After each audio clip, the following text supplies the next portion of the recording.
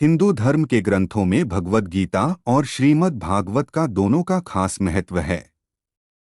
दोनों ग्रंथों को अक्सर एक जैसा मान लिया जाता है क्योंकि इनके नाम मिलते जुलते हैं। लेकिन वास्तव में इन दोनों में बहुत बड़ा अंतर है। श्रीमद् भागवत पुराण और भगवत गीता दोनों के ही रचयिता महर्षि वेदव्यास माने जाते हैं। व्यास जी ने ही प्राचीन ज्ञान को संकलित और लिपिबद्ध किया है। श्रीमद् भागवत, जिसे भागवत पुराण भी कहते हैं, यह हिंदू धर्म के 18 महापुराणों में से एक है और बड़ा ग्रंथ है। इसमें 12 खंड और 18,000 श्लोक हैं। यह भगवान श्री कृष्ण के जीवन, उनकी लीलाओं और चमत्कारों का विस्तार से वर्णन करता है। यह ग्रंथ भक्ति और भगवान के प्रति प्रेम और समर्पण पर आधारित है। भगवत गीता यह महाभारत का एक हिस्सा है, जिसे महाभारत के भीष्म पर्व से लिया गया है।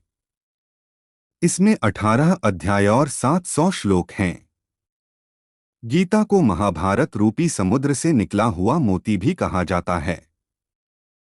यह एकमात्र ऐसा ग्रंथ है जिसकी जयंती हर साल अगहन शुक्ल एकादशी पर मनाई जाती है। श्रीमद् भागवत पुराण को सबसे पहले महर्षि वेदव्यास के पुत्र शुकदेव ने राजा परीक्षित को सुनाया था और यह सुनने के बाद ही उन्हें मोक्ष की प्राप्ति हुई थी।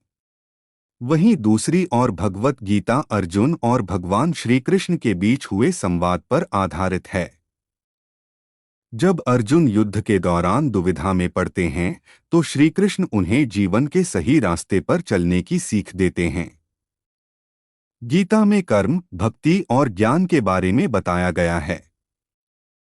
इसका मुख्य मकसद है लोगों को अपने जीवन में सही निर्णय लेने और नैतिकता पर टिके रहने की प्रेरणा देना। भगवद गीता भक्ति के साथ साथ कर्म और ज्ञान को भी महत्व देती है। पारंपरिक मान्यताओं के अनुसार वेदव्यास जी ने महाकाव्य महाभारत की रचना की थी, जिसे उन्होंने गणेश जी से लिखवाया था।